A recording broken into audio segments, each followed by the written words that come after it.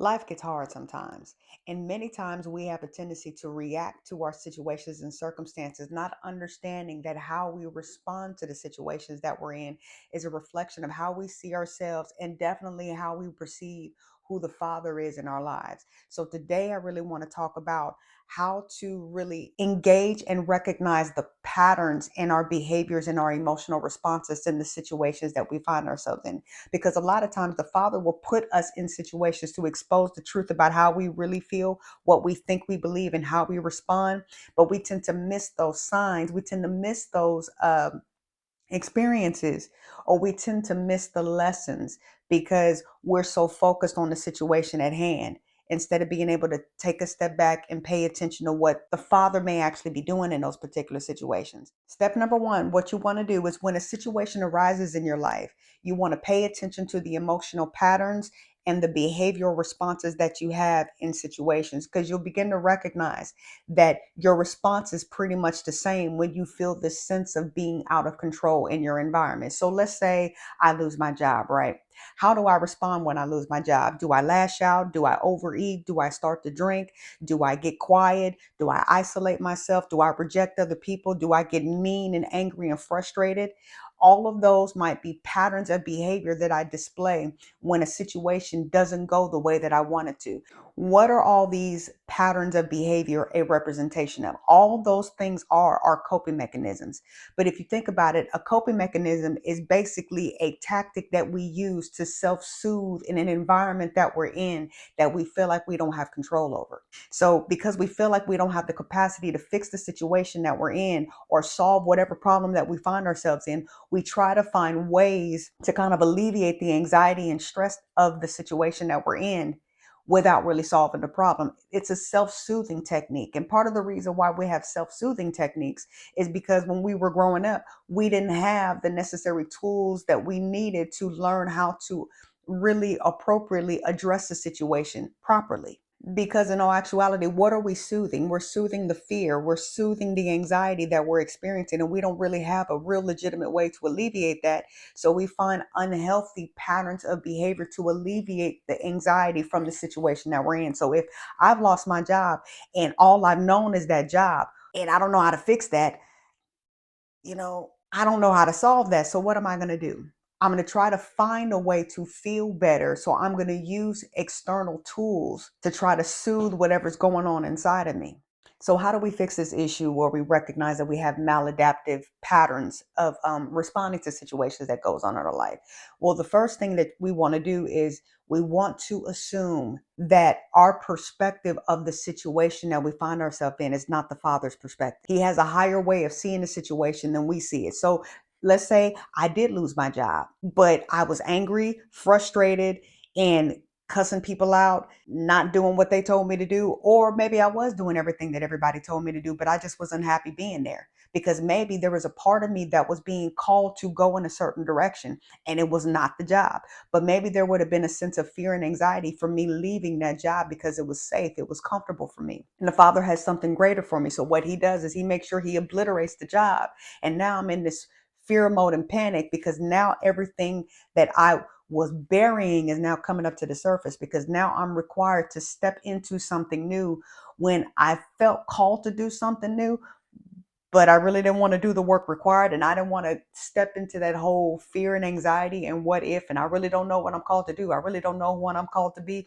All of those things I'm actually not dealing with while I'm staying at that job because it's comfortable, it's complacent, it's what I know, it's what I'm familiar with. So the Father may shake something up to get me to move in a particular direction, but because I'm not willing to deal with that particular area, instead, I jump into a place of depression. I step into a place of fear and anxiety. I step into a place where I'm trying to find all these other things to soothe the anxiety that I'm now feeling, because now the crutch has been taken off of me.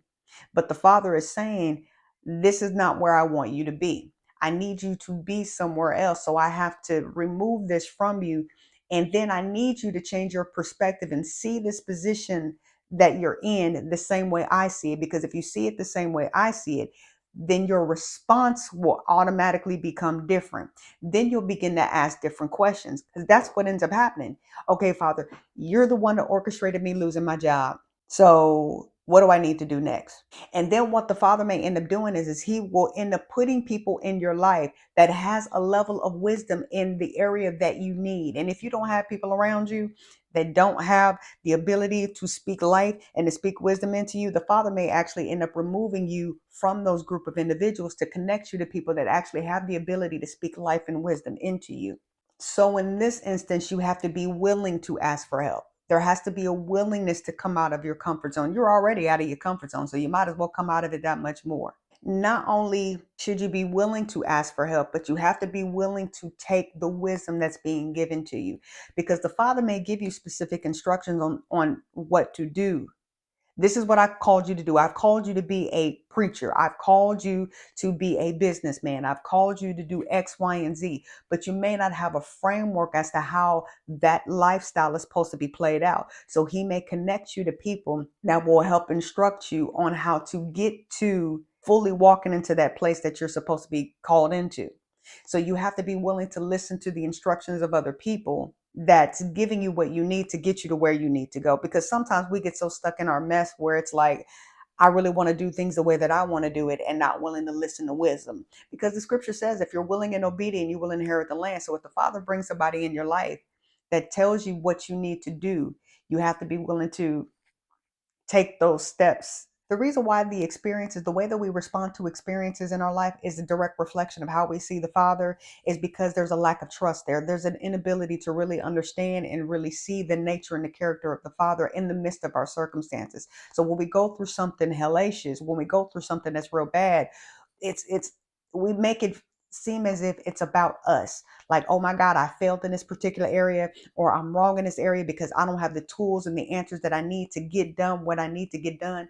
And usually what we have is an expected outcome for what we want to happen. And usually what we want is to be comfortable. What we want is to stay in a state of rest. We don't want the boat to be rocked. But if the Father has called you into something greater, that boat finna be rocked. You might get pushed off the boat, kind of like how Jonah did. Our response is a reflection of our ability or our inability to trust who the Father is concerning us. Because if he does have our best interests at heart, when we sit in fear and anxiety, we really don't believe what he said. If we end up getting evicted from our houses, do we really believe that the Father is the provider? Because it's looking like he's not a provider, because we just got evicted out of a house because we just lost our job.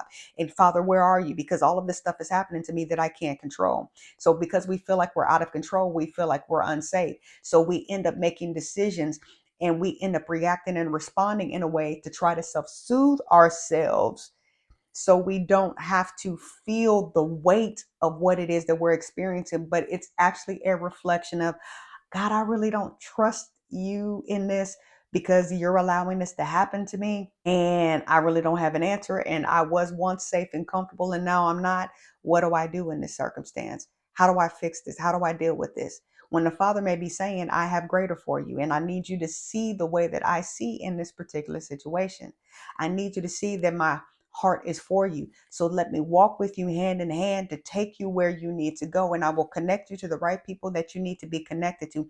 But you have to be willing to hear what they have to say, because I have sent them to you. Because sometimes we tend to implode and we isolate within ourselves, because I just don't want anybody to know what I'm going through. I don't want to feel this. I don't have an answer. So let me not say anything to anybody, because I'm also ashamed of what it is and I'm going through, because it makes me feel like I'm a failure. And I don't want anybody to know that that's actually what I feel like right now. I don't want to look like a failure to anybody else. So I'm not going to communicate anything to anyone. And usually, when the Father puts you in a position where you're in a state of uncertainty or a state of discomfort, you may not necessarily know how to get to the next step. The Father may tell you something specific, like start an Amazon business or start this daycare, but you may not know how that process looks.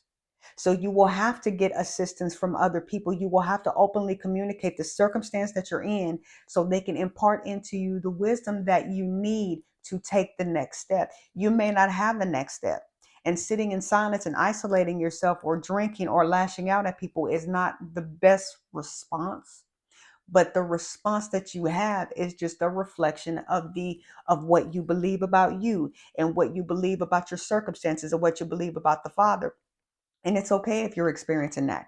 What the Father's trying to do is he's saying to you, it's okay where you're at, but let me take you by the hand and lead you into the greater measure that I have for you. But you have to be willing to hear another greater truth than where you are. There's more that I have for you, but you have to step out of what you know into something new. And that's the most uncomfortable spot for most people because most people want to remain safe. Most people want to remain comfortable. And you have to be willing to step out of that boat. You got to be willing to step out of that joker. And not a lot of people have the capacity to really do that on their own. So that's why the Father will allow situations to happen to kind of force you into that. But the way that we respond to our situations actually can affect the outcome of it, the outcome of what the Father is trying to do. So if we sit in alcoholism, if we sit in overeating, if we sit in just being angry and lashing out at people, we may be lashing out at individuals that actually have the keys and the answers that we need to get us to where we need to go. So we have to be willing to humble ourselves and be willing to hear a greater truth from others and be willing to hear a greater truth from the Father while showing thanks and gratitude, because that's another element too. Even if you don't feel like you need to be grateful, gratitude actually opens up the door to access more, to access revelation from the Father, to access wisdom from other people that the Father brings into your life. And then the next step is you have to be willing to take the basic incremental steps that has been given to you, because you may not step into your promised land right away. You may not step into your inheritance or the ultimate thing that the Father said right away. You may have to take those small steps like reading, watching YouTube channels, listening to audiobooks, and doing incremental steps in between that to get to where you need to go. Because it's all about you becoming someone else. It's about you becoming who the Father intended you to be. And the only way to become who the Father intended you to be, you got to take the incremental steps. You have to walk through the process that gets you to where you need to go. We want things to be instantaneous right away, and it don't work like that ever. And think about those people who be winning the lottery. The people who be winning the lottery usually had a mindset of poverty generally before that. Here they are operating in a mindset of poverty, winning the lottery, and they end up not only losing the money that they accumulated, but they end up being in greater debt than what they were before. So you have to become someone who is wealthy. You have to become wealthy before you actually really achieve wealth, because you learn how to uphold and maintain what it is that you now have access to, because you have become the thing that you now have. So the way that you respond in situations can actually create a pathway to get you farther off course or take you directly where you really want to go.